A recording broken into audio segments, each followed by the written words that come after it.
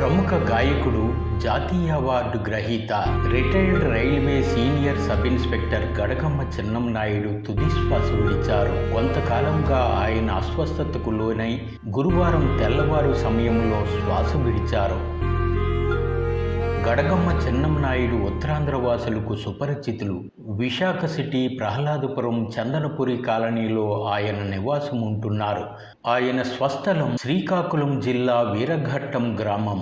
కళారంగంలో ఆయనకు అనేక అవార్డులు, సన్మానాలు లభించాయి. శ్రీకాకుళం వీరఘట్టం గ్రామం జడ్పీ హై స్కూల్లో 1963లో ప్రముఖ సినీ గేయ రచయిత జాలాది డ్రాయింగ్ ఉపాధ్యాయునిగా పనిచేసిన కాలంలో చెన్నంనాయుడు ఆయన వద్ద శిష్యారకం చేశారు. అప్పట్లో జాలాది మాయల పకీరు వేషం వేస్తే చెన్నంనాయుడు సొంగు పాత్ర వేసేవారు.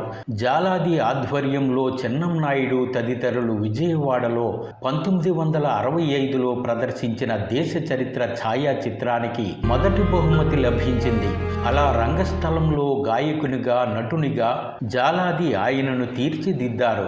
ఆ తర్వాత చెన్నంనాయుడు 19వ ఏట రైల్వేలో ఉద్యోగంతో పశ్చిమ బెంగాల్ వెళ్లిపోయారు. 42 పాటు పనిచేసి సీనియర్ సబ్ ఇన్స్పెక్టర్గా ఉద్యోగ విరమణ చేశారు. చిన్ననాటి నుంచే రంగస్థలంలో ఆసక్తి పెంచుకున్న చెన్నంనాయుడు కొంతకాలం నాయుడు ఆర్కెస్ట్రా నిర్వహించారు. బొబ్బిలి యుద్ధం, మహారథీకరణ, అల్లూరి సీతారామరాజు, బుర్రకథలు, సీతారామ కళ్యాణం, హరికథలతో ఆకర్షించేవారు.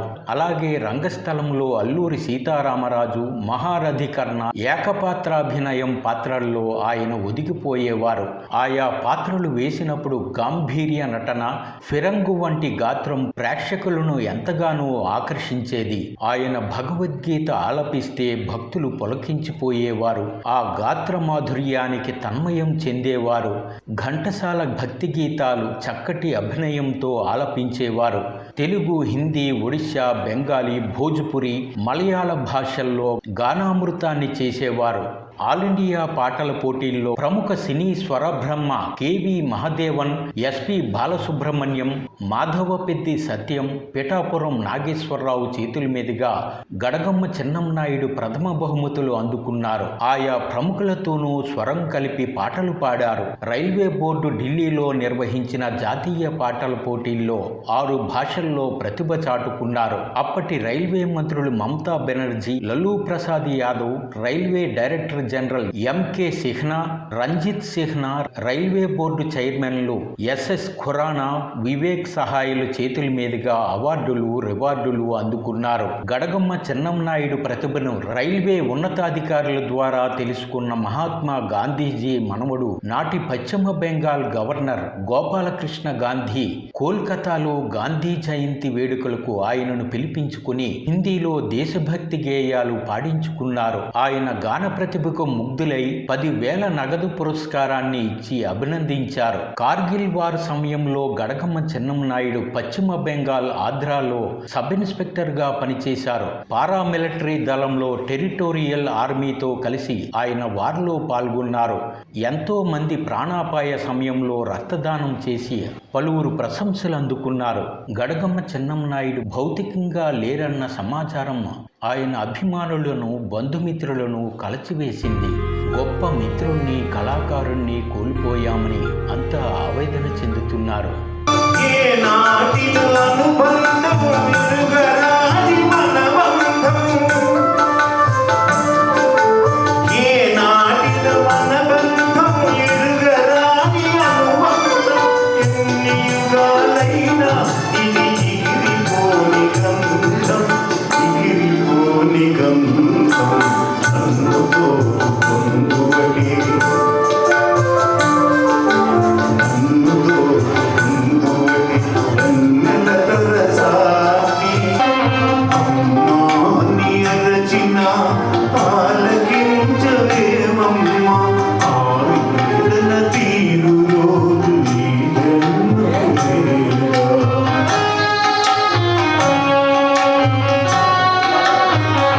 ఈ జీవన తరంగాలలో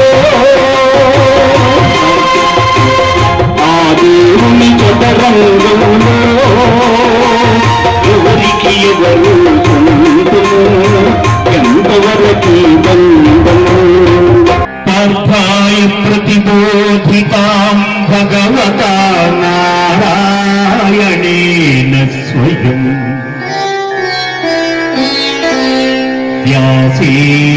గ్రథితాం పురాణమునినా మధ్యే మహాభారతం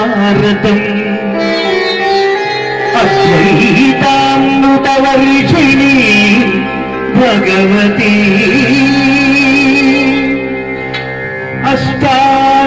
అష్టాదశాధ్యాయిని అంబా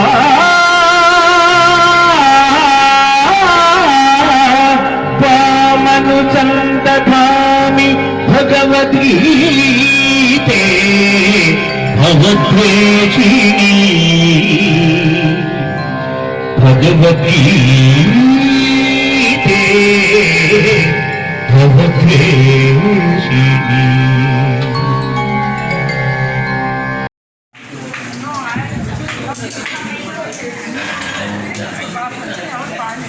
Best voice in the whole of the country, Andy.